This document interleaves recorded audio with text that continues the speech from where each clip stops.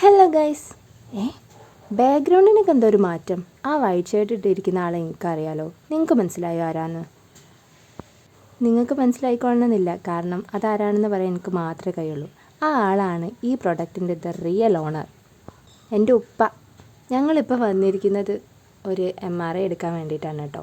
MRI ഒക്കെ എന്തിനാണ് എടുക്കുന്നതെന്ന് ഞാൻ അടുത്ത വീഡിയോയിൽ നിങ്ങളുടെ അടുത്ത് ഡീറ്റെയിൽ ആയിട്ട് പറഞ്ഞുതരാം.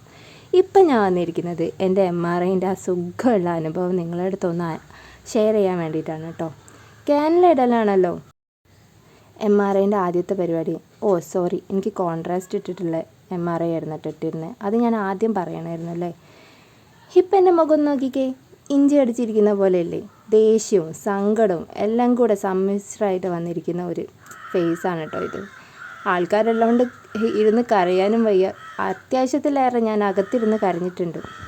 ആക്ച്വലി ഇതിൻ്റെ 4ാമത്തെ MRI എടുക്കലാണ്. പക്ഷേ ആദ്യമായിട്ടാണ് എനിക്ക് ഹെഡേക്കുള്ള ടൈമിൽ MRI എടുക്കുന്നത്. MRI ഒക്കെ എടുത്ത് കഴിഞ്ഞപ്പം ഫുഡ് കഴിച്ച് വന്നാലേ ക്യാനിൽ അയച്ചു തരുള്ളൂ എന്ന് പറഞ്ഞു. അപ്പോൾ പിന്നെ ലാവിഷായിട്ട് ചെറിയൊരു മീലൊക്കെ തട്ടിയിട്ട് വന്ന് ക്യാനിലൊക്കെ അയച്ച് ഇനി പോകാനായിട്ട് ഇരിക്കുകയാണ് കേട്ടോ. അതിൻ്റെ റിസൾട്ട് ഇനി നാളെ കിട്ടുള്ളൂ. ഇന്ന് എന്തായാലും കിട്ടില്ല, ഡോക്ടറെ കാണാനും പറ്റില്ല.